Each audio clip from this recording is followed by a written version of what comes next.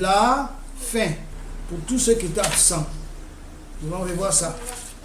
Alors, on va retourner dans 1 Pierre 1, verset 18. Alors, on va lire. Sachant que ce n'est pas par des choses périssables, par de l'argent ou de l'or, que vous avez été rachetés de la vaine manière de vivre, que vous avez hérité de vos pères, mais par le sang précieux de Christ, comme d'un agneau sans défaut et sans tache, prédestiné avant la fin du monde et manifesté à la fin des temps à cause de vous.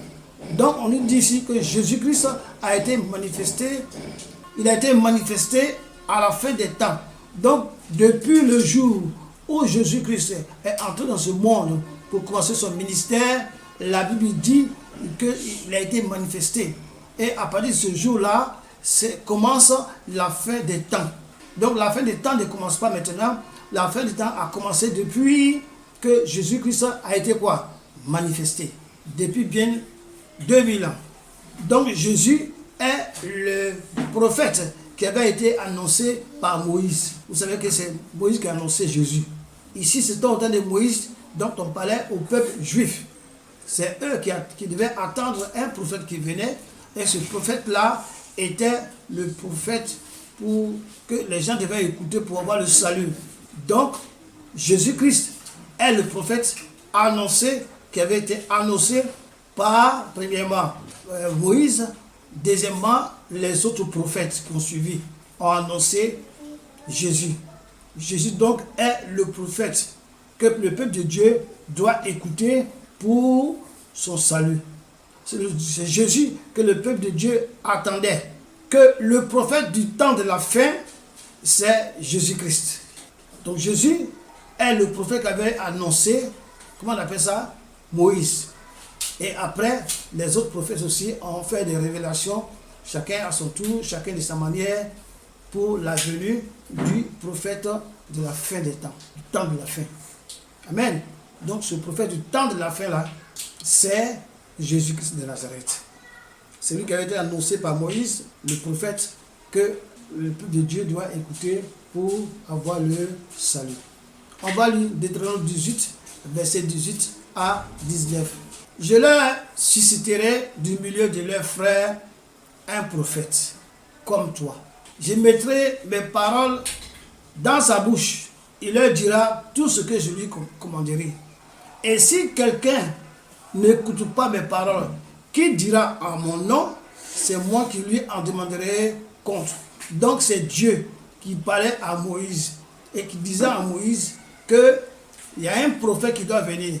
Un prophète comme toi que je vais susciter qui va venir. Et que le peuple doit l'écouter. Et que quiconque ne l'écoute pas, c'est avec Dieu qui va rendre compte. Et ce prophète-là, c'était qui? C'était Jésus. Donc la prophétie de Moïse s'accomplit en Jésus.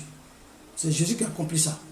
Donc le prophète dont on parlait qui va venir sauver le peuple, c'était qui? Jésus.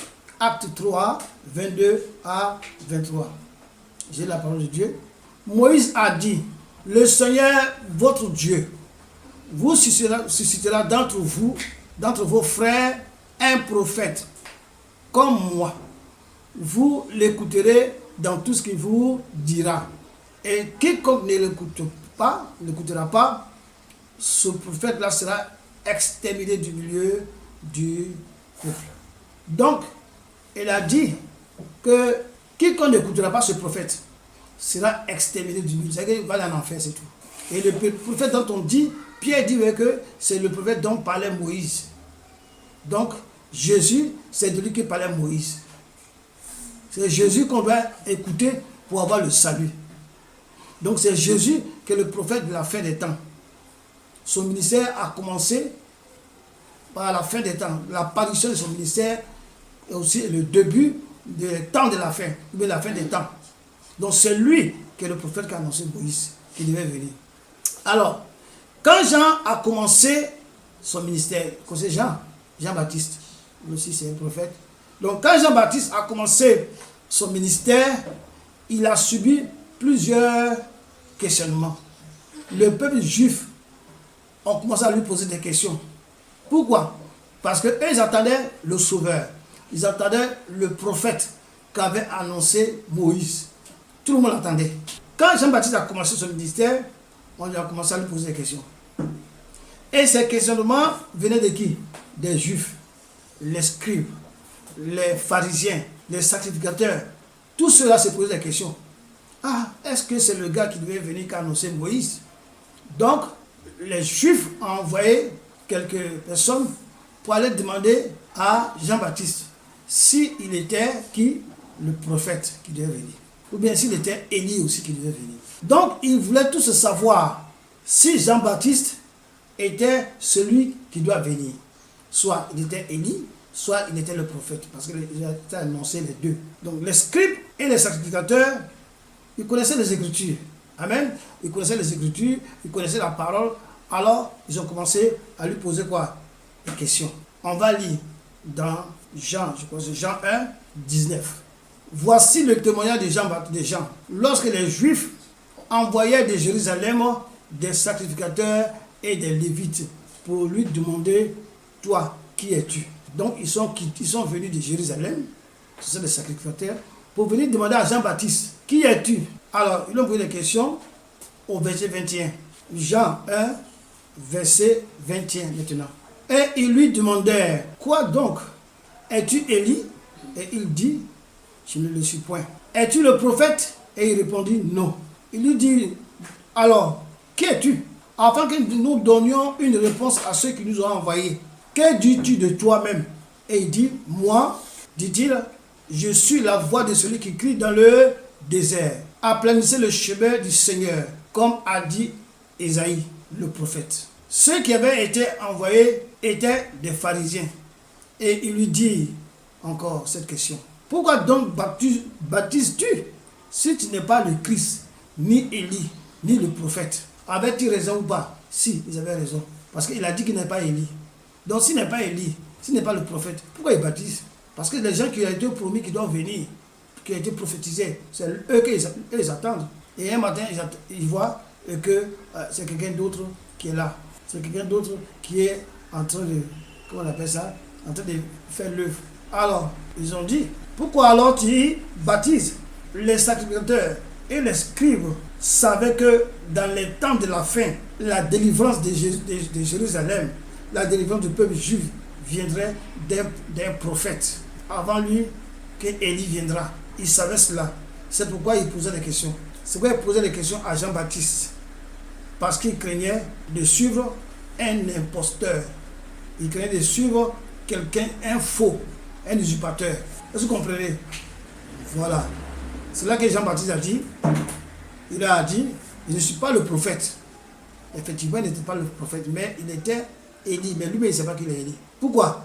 Il avait l'esprit d'Élie. Jésus-Christ, lorsqu'il a commencé son ministère, il a commencé son ministère avec le temps de la fin. Donc, c'est lui que le prophète qui attendait les gens pour avoir le salut. Il est le prophète de la fin des temps. On va lire Luc 1, 11 à 17.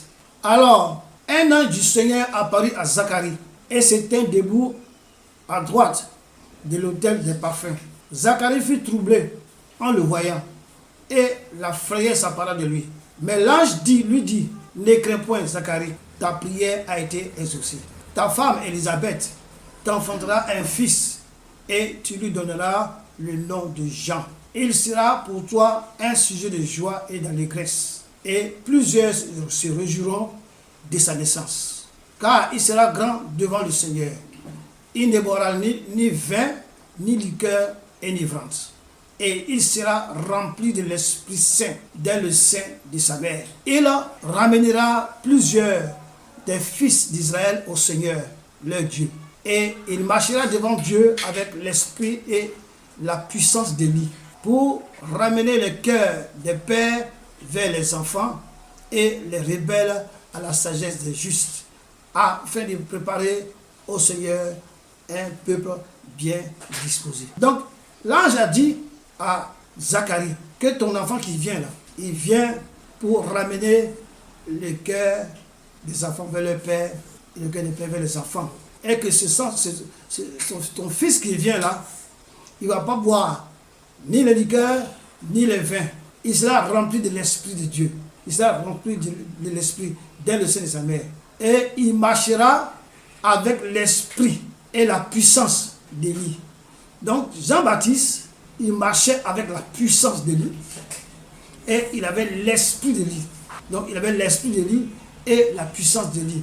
C'est avec ça qu'il a fait son ministère. C'est avec ça qu'il a commencé à œuvrer pour préparer le chemin du Seigneur.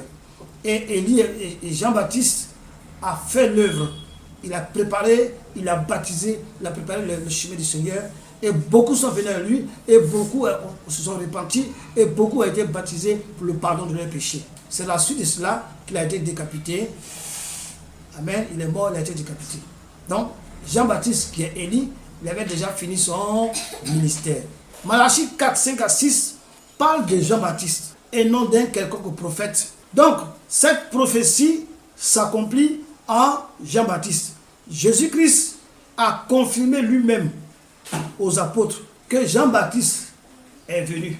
Et que les gens n'ont pas reconnu que c'était Élie qui était là. Ils l'ont traité comme ils ont voulu, ils l'ont tué. C'est Jésus-Christ qui disait ça, qui a confirmé ça aux apôtres. Parce que les apôtres eux-mêmes ne savaient pas que Jean-Baptiste, c'était Élie qui était là. Il avait l'esprit d'Élie et la puissance d'Élie. Donc c'est ainsi que les apôtres ont compris et ont su que Jean-Baptiste était Élie. On va lire ça dans Matthieu 17, versets 10 à 13. Les disciples lui firent cette question. Pourquoi donc les scribes disent-ils qu'Élie doit venir, premièrement? Et il répondit, il est vrai qu'Élie doit venir et rétablir toutes choses. Mais je vous dis qu'Élie est déjà venu et qu'ils ne l'ont pas reconnu et qu'ils l'ont traité comme ils ont voulu. De même, le Fils de l'homme souffrira de leur part. Les disciples comprirent alors qu'il parlait de Jean-Baptiste. Donc Jésus lui-même confirme que Jean-Baptiste là, c'était Élie qui devait venir préparer le chemin. Que Jean-Baptiste là, c'est lui qui était Élie pour l'œuvre qu'il devait accomplir avant que Dieu ne vienne, avant que Jésus-Christ ne vienne. Amen. Donc, nous allons parler maintenant du prophète de la fin des temps, ou du prophète du temps de la fin. Le temps de la fin a commencé depuis l'avènement de Jésus-Christ, c'est ce que je vous ai dit tout à l'heure. Que lorsque Jésus-Christ a commencé son ministère, lorsqu'il est entré dans son ministère, a commencé aussi le temps de la fin. Le temps de la fin a commencé depuis l'avènement de Jésus-Christ. Au temps de la fin, Dieu nous parle par son Fils, celui qui a été prophétisé par le prophète et les prophètes pour la fin des temps. Donc c'est lui qui est le prophète de la fin des temps. Amen. On va lire Hébreux 1, versets 1 à 2. J'ai lu la parole. Après avoir autrefois, à plusieurs reprises et de plusieurs manières, parlé à nos pères par les prophètes, Dieu dans ces derniers temps, donc nous sommes dans les derniers temps, donc Dieu dans ces derniers temps nous a parlé par le Fils qu'il a établi héritier de toutes choses par lequel il a été créé, qu'il a créé le monde, pardon, par lequel il a créé le monde. Donc Dieu, au temps de la fin, parle aux hommes, parle à son peuple les Juifs et parle à l'Église par son Fils. Le Fils c'est qui? C'est Jésus-Christ. Donc depuis il y a 2000 ans que le temps de la fin a commencé, c'est le Fils qui nous parle. Depuis le temps des apôtres et jusqu'à aujourd'hui, c'est le Fils qui nous parle. Le Fils a été crucifié, mort, ressuscité et est monté aux cieux. Il continue à nous parler par son esprit qui est en nous. Parce que le prophète du temps de la fin, c'est Jésus. Et c'est par lui que Dieu nous parle. Par le prophète du temps de la fin, le Fils de Dieu, Jésus-Christ, qui est le Saint-Esprit, c'est par lui que Dieu nous parle aujourd'hui. Donc Dieu, par son Fils, nous a parlé et nous parle encore. Tous les frères et sœurs, les chrétiens, tous ceux qui sont nés de nouveau, tous ceux qui sont conduits par l'Esprit, c'est le Fils qui leur parle. Le Fils, c'est Jésus. Jésus, c'est le Saint-Esprit qui continue à leur parler depuis 2000 ans. C'est Jésus qui nous parle. C'est Jésus-Christ qui est le Saint-Esprit qui nous enseigne, qui nous conduit, qui nous dirige. C'est ça qu'il s'agit. Il n'a jamais été annoncé qu'un autre prophète qui viendrait pour parler au peuple de Dieu par rapport au salut. Ce n'est pas écrit. Le prophète qui devait venir, c'est le prophète de la fin des temps. Et le prophète de la fin des temps, c'est Jésus-Christ. C'est lui seul qui parle, qui nous parle, qui nous enseigne, maintenant par le Saint-Esprit, pour que nous ayons le salut. On va lire Galates 1, 6 à 9. J'ai lu la parole. Mais quand un ange du ciel annoncerait un autre évangile que celui que nous avons prêché, qu'il soit quoi? Anathème. Nous l'avons dit précédemment et je le répète à cette heure. Si quelqu'un vous annonce un autre évangile que celui que vous avez reçu, qu'il soit anathème. On dit ici que même un ange de Dieu, dans le cas descend sur la terre, pour venir annoncer un autre évangile, que cet ange-là soit anathème. Si une autre personne vient annoncer, ou bien eux-mêmes qui sont les apôtres, si quelqu'un d'entre eux vient annoncer un autre évangile, qu'il soit anathème. Donc il y a l'évangile de Christ. Et des gens qui viennent pervertir l'évangile de Christ, qui viennent prendre les Écritures, les tordre et appliquent le mensonge et se faire suivre par des milliers de personnes. Il faut faire très attention. C'est ça que la vérité. On ne peut pas y échapper. Donc, par rapport à Hébreux 1:2, celui qui nous parle au temps de la fin, c'est Jésus-Christ. On est d'accord? C'est Jésus-Christ qui a été annoncé dans Deutéronome 18, verset 18 à 19. C'est Jésus qui a été annoncé, pas quelqu'un d'autre. Il n'y a pas un autre prophète qui viendrait annoncer une autre parole, un autre enseignement, qui viendrait pour accomplir quoi que ce soit, ou annoncer un évangile par lequel nous devons être sauvés. Si quelqu'un dit ça, c'est un menteur. On va lire Acte 4, verset 11 à 12. J'ai lu la parole de Dieu. Jésus est la pierre rejetée par vous qui bâtissez et qui est devenue la principale de l'angle. Il n'y a de salut en aucun autre, car il n'y a sous le ciel aucun autre nom qui a été donné parmi les hommes par lequel nous devons quoi? Être sauvés. Donc c'est Jésus-Christ. C'est le seul nom qui sauve. Le seul nom qui est donné sur les cieux, ici, qui doit nous sauver. C'est Jésus qui est le prophète de la fin des temps. Celui qui vient pour sauver son peuple. Celui qui vient pour donner sa parole. L'évangile que nous devons suivre pour être sauvés. Les frères et sœurs, vous qui êtes dans les églises, vous qui allez à l'église tous les jours, tous les dimanches, suivez Jésus. C'est Jésus qui sauve, pas quelqu'un d'autre. Ne vous soyez pas séduits par les belles paroles. Ce n'est pas les prophéties, ce n'est pas les délivrances, les guérisons. Ce ne sont pas les miracles que vous devez suivre pour être sauvés. Vous devez suivre une seule personne. Donc il n'y a de salut en aucun autre nom que Jésus-Christ. Le salut est en Christ et en Christ seul. Alors, nous allons passer encore le prophète du temps du soir. C'est quoi le temps du soir? Qu'est-ce que le temps du soir? Le temps du soir, c'est la nouvelle alliance. Et la nouvelle alliance nous entraîne dans le temps du soir. Nous sommes actuellement dans le temps du soir avec Jésus-Christ. Dans le temps du soir. On va lire Genèse 3 d'abord. On va le commencement pour que les gens comprennent. Et quand il dit Jésus-Christ c'est le temps du soir, on va dire mais qu'est-ce qu'il dit celui-là? On va aller au commencement dans Genèse 3, verset 8 à 9. Alors ils entendirent la voix de l'Éternel, Dieu, qui parcourait le jardin vers le soir. Et l'homme et sa femme se cachèrent loin de la face de l'Éternel Dieu, au milieu des arbres du jardin. Mais l'Éternel Dieu appela l'homme et lui dit, où es-tu? Amen. Donc, Adam s'est caché. Pourquoi? Parce qu'il a péché. Donc, selon lui, il est caché, Dieu ne va pas le voir. Dieu a joué son jeu, il dit, tu es où? Où es-tu? Mais est-ce qu'en réalité, Dieu ne savait pas où était caché Adam? Donc, ça ne veut pas dire qu'il a demandé où es-tu. Ça ne veut pas dire que Dieu ne savait pas où était Adam. Parce que rien n'est caché aux yeux de Dieu. On va lire Jérémie 23, verset 24. J'ai lu la parole de Dieu. Quelqu'un se tiendrait-il dans un lieu caché sans que je le voie, dit l'Éternel. Ne remplis-je pas, moi, les cieux et la terre? Donc Dieu dit, est-ce que quelqu'un peut se cacher quelque part qu'il ne le voit pas? Quel est Dieu qui remplit les cieux et la terre? Il remplit le ciel et il remplit la terre. Ça veut dire qu'il est partout à la fois. Donc il n'y a pas un coin où un homme peut se cacher pour dire non, Dieu ne le voit pas. Dieu te voit. Quand Adam s'est caché, ce n'est pas parce que Dieu ne le voyait pas. Donc ici la Bible veut dire, quand Adam a péché le matin, Adam ayant péché s'est caché et il s'est tout simplement perdu. Donc la Bible dit que quand tu pêches là, on dit que tu es perdu. Donc quand Adam a péché, il s'est perdu. C'est pourquoi il faut chercher le chemin pour revenir dans la présence de Dieu. Tu pêches, tu t'es perdu. Tu pêches, tu es caché. Donc il s'est perdu. C'est pourquoi, donc c'est quand il s'est caché qu'on dit qu'il s'est perdu. il s'est tout simplement perdu.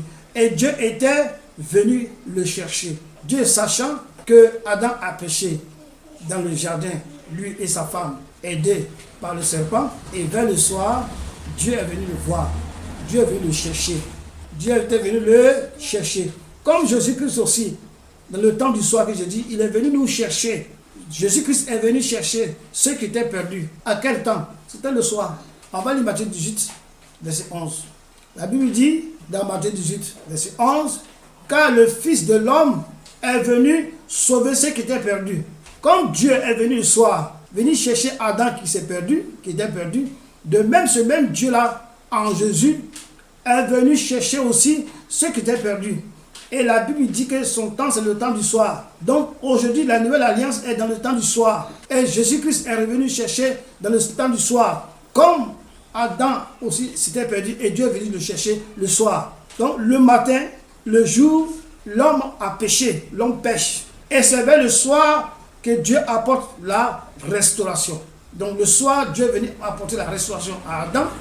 De même le soir, Jésus est venu chercher ceux qui étaient perdus pour leur accorder la restauration. Donc dans la nouvelle alliance, aujourd'hui en Jésus, nous sommes dans le temps du soir. Jésus est venu pour nous restaurer. Ainsi, chacun de nous aujourd'hui, né de nouveau, nous avons été quoi? Restaurés. D'autres sont en chemin d'être restaurés. D'autres ne sont pas encore restaurés parce qu'ils n'ont pas encore rencontré Jésus. Donc, dans l'ancienne alliance, le début, Dieu est venu restaurer le soir. Il est venu restaurer l'homme le soir. De même, dans la nouvelle alliance, Dieu est venu restaurer ceux qui étaient perdus. C'est comme une prophétie pour ce qui s'est passé avec Adam et Dieu qui l'a restauré le soir. C'est comme une prophétie. Quand viendrait le Fils de l'homme, qui est en même temps Dieu, aussi le soir, il va restaurer l'humanité. Donc, le temps de Jésus, c'est le temps du soir. Et il nous a fait quoi? Restaurer, nous sommes restaurés. Si tu es chrétien, il faut te dire que tu es restauré. Si tu es chrétien, tu es restauré. Tu as l'Esprit de Dieu en toi. Tu es conduit par le Saint-Esprit. Si tu meurs aujourd'hui, tu vas au ciel. Mais ceux qui ne sont pas encore restaurés, ça c'est notre problème. Donc, la restauration vient le soir. On va lire Genèse 3, 21. L'Éternel Dieu fit à Adam et à sa femme des habits de peau et il les en revêtit. Donc Dieu a fait des habits de peau qu'il a pris pour revêtir Adam et sa femme. Parce que lorsqu'ils avaient péché, ils étaient devenus nus. La Bible dit que quand ils n'avaient pas péché, ils ne voyaient pas qu'ils étaient nus.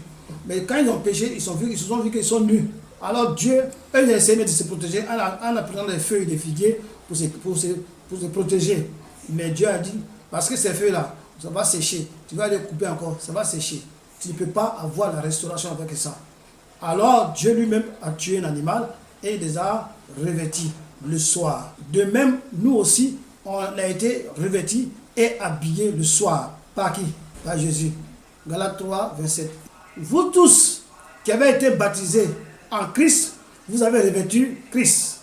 Donc, l'animal qui a été tué pour revêtir Adam et Ève, que Dieu a fait, ici, Dieu lui-même est venu pour faire le sacrifice. Amen. Mourir. Ressusciter, monter au ciel. Mais il était qui? L'agneau. Aujourd'hui, tous ceux qui sont en Jésus sont revêtus par l'agneau. Ils sont revêtus par Dieu. De même que Dieu avait revêtu Adam et Ève, aujourd'hui aussi, ceux qui sont en Christ, Christ les revêt. Christ les habille. Donc si tu es en Christ, tu es revêtu de Christ. Le vêtement, l'agneau de Christ est sur toi. Comme Dieu avait tué dans l'Ancien Testament l'agneau, Dieu lui-même a tué, il a revêtu Adam et Ève. Aujourd'hui, lui-même, il nous revêt. Est-ce que vous voyez? Ce n'est que la répétition. Ce qui s'est passé entre Adam et Ève et Dieu, il a tué l'animal. C'est la même chose c'est comme une prophétie qui s'accomplit en Jésus. Voilà. Donc, nous tous qui sommes en Jésus, nous sommes revêtus. Voilà. Revêtus en Jésus. Notre vêtement aujourd'hui, c'est quoi? C'est Jésus-Christ. C'est notre vêtement. Cela signifie que l'homme a commis le péché le matin, bien entendu, et vers le soir, Dieu a appelé l'homme et l'a revêtu. Cela signifie que le temps du matin, c'est le temps de l'Ancien Testament. Le temps du soir, c'est le temps du Nouveau Testament. Donc le temps où l'homme est couvert du péché, c'était le temps du matin. C'est-à-dire l'homme comme pécheur du péché originel. La nouvelle alliance nous amène le temps du soir. Le temps du soir vient par le Seigneur Jésus-Christ, qui nous révèle de lui-même selon Galates 3, 27. C'est Jésus-Christ qui nous révèle. C'est la répétition. L'Ancien Testament répète. Mais l'Ancien Testament, c'était l'ombre. Mais aujourd'hui, c'est la vérité. Ce n'est pas l'ombre, c'est la réalité. Donc, l'Ancien Testament était des choses physiques, le Nouveau Testament spirituel. Parce que quand tu es revêtu de Jésus, est-ce que tu vois? Tu ne vois pas. Voilà, c'est spirituel que ça se passe. Donc, c'est ça qu'il s'agit. C'est Jésus-Christ, le prophète du soir, qui est venu mourir à la croix. Et aujourd'hui, il nous révèle. Tous ceux qui l'acceptent sont revêtus par Jésus. Et on nous dit que le temps du soir, c'est la nouvelle alliance. Que le temps du soir commence avec le ministère de Jésus. Donc le temps du soir commence avec le ministère de Jésus. Le temps de la fin commence avec le ministère de Jésus. Donc tout cela parle de Jésus. Alors, le temps du soir, c'est Jésus-Christ. Le temps du soir est le temps de notre Seigneur Jésus-Christ. Il est l'agneau de Dieu. Et l'agneau de Dieu meurt et est consommé le soir. De même, normalement, la Sainte Seine là, on doit la prendre le soir, entre les deux soirs. Mais aujourd'hui, dans l'église, on la prend n'importe comment. Donc, l'agneau, là, dans le monde, l'Ancien Testament, c'était physique. On mangeait l'agneau là physiquement. Il était sacrifié physiquement. Et on le mangeait. Aujourd'hui, on mange l'agneau. Mais c'est physique. Voilà. On mange des choses. La Bible dit que ceci est réellement son sang, mon sang. Ceci est réellement un breuvage. Mais ce n'est pas la peau de Jésus qu'on mange. Ce n'est pas Jésus qu'on mange. Mais c'est spirituellement que ça se passe. Amen. Alors, on va lire Exode 12, 5 à 6. Ce sera un agneau sans défaut, mâle, âgé d'1 an. Vous pourrez prendre un agneau ou un chevreau. Vous le garderez jusqu'au 14e jour de ce mois. Et toute l'assemblée d'Israël l'immolera entre les deux soirs. L'agneau sera immolé entre les deux soirs. Ici, c'est dans l'Ancien Testament. L'agneau dans le Nouveau Testament, c'est Jésus. Lui aussi, il a été immolé la nuit. Comment la nuit? C'était la journée qu'on l'attrapait, non? Mais avant qu'il soit immolé, c'était la nuit. La Bible dit que les ténèbres sont venues sur la terre. On va lire Matthieu 27, versets 45 à 46. J'ai lu la parole de Dieu. Depuis la 6e heure jusqu'à la 9e heure, il y eut des ténèbres sur toute la terre. Et vers la 9e heure, Jésus s'écria d'une voix forte, Élie, Élie, lama sabachthani, c'est-à-dire, mon Dieu, pourquoi m'as-tu abandonné? Donc Jésus a été tué, on l'a attrapé le matin. Il a été attrapé le matin, jusqu'à, on dit, depuis la 6e heure, qu'ils ont commencé à le chicoter, jusqu'à la 9e heure. Toute la terre était recouverte de ténèbres. C'est tout noir, il n'y a pas de soleil, il n'y a pas de lune. Tout noir, la nuit noire. Et après, il est mort. Donc, il est mort dans les ténèbres, dans la nuit, pendant la nuit. Comme dans l'Ancien Testament, entre les deux soirs. Jésus-Christ est l'agneau. Lorsqu'on va, Matthieu, on va verset 50. Jésus poussa de nouveau un grand cri et rendit l'esprit. Donc, quand les ténèbres sont venues couvrir toute la terre, après cela, Jésus poussa un grand cri et fait quoi? Il a rendu l'esprit. Il est mort. Donc, lui aussi, étant l'agneau, est mort entre les deux soirs. Donc, quand Jésus-Christ a été crucifié à la croix, il y eut des ténèbres sur toute la terre, sur toute la surface de la terre. Les ténèbres, tout noir. Le monde entier était tout noir. La 6e heure jusqu'à la 9e heure. Voilà, c'est ça qu'il s'agit.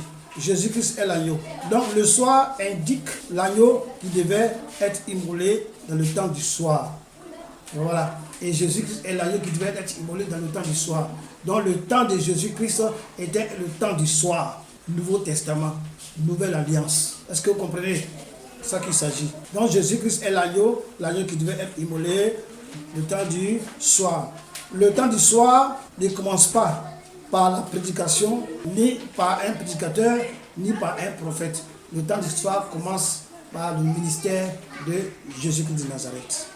Jusqu'aujourd'hui, nous sommes dans le temps du soir. Le temps du soir n'est pas encore passé. Quand le temps du soir va passer, le temps de la grâce va passer. Et après le temps du soir, nous rentrons maintenant quoi? Dans le temps de la lumière, le temps du jour, qui est la venue de Jésus-Christ. On va continuer.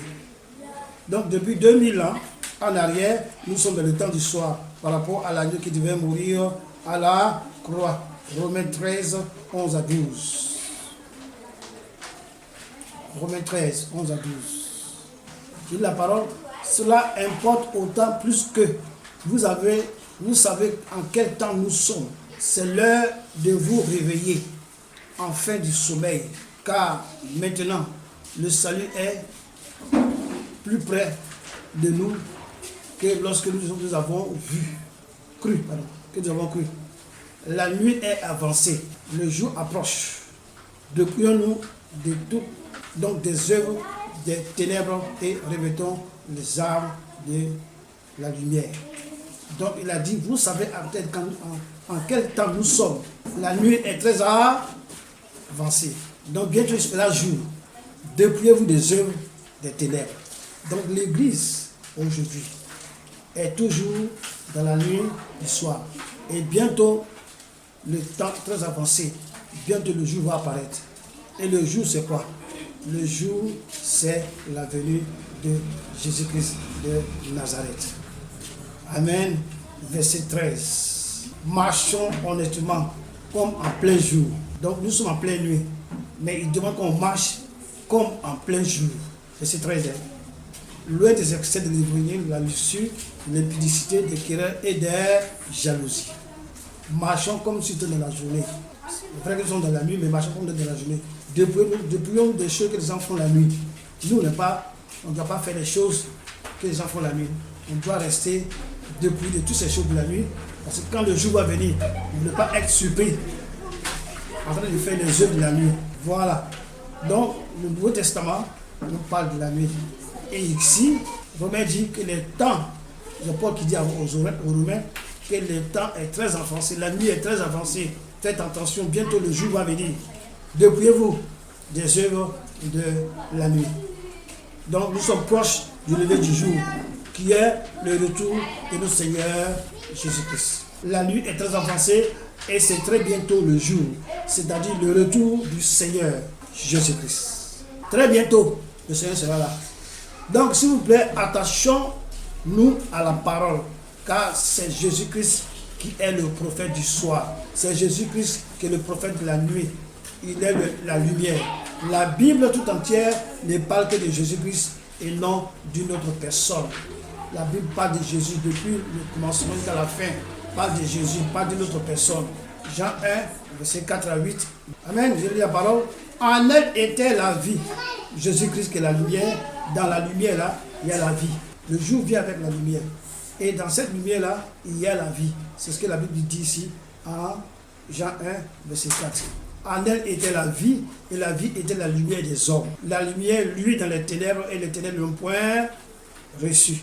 Donc quand Jésus-Christ est venu, étant la lumière dans le monde ne l'a pas reçu. Le monde des ténèbres, les ténèbres n'ont pas reçu. Donc il y a eu un homme envoyé de Dieu, son nom était qui? Jean. Il vint pour servir de témoignage, pour rendre témoignage à la lumière, afin que tous crurent. Il n'était pas la lumière, mais il parut pour rendre témoignage à la lumière. Malachie 4, 5 à 6, qui est résumé ici. Donc un homme est venu, il n'était pas la lumière, il est venu seulement pour rendre témoignage. Et après la lumière est venue. Donc Jean-Baptiste est venu pour rendre témoignage, après Jésus est venu, c'est Jésus qui est la lumière. Donc du temps de Jésus-Christ, qui est le temps du soir, est le temps de la fin. Jésus étant l'agneau, il a été crucifié lorsque les ténèbres se sont abattues sur toute la surface de la terre. Comme mentionne dans les Écritures, l'agneau est immolé entre les deux soirs. Jésus est la lumière. Jean est venu l'annoncer. Ils n'ont pas reçu Jésus. Quand Jésus est venu, est-ce que les Juifs l'ont reçu? Ils n'ont pas reçu. Ils n'ont pas reçu la lumière. Au contraire, ils l'ont tué. Tout se rapporte à Jésus-Christ et à lui seul.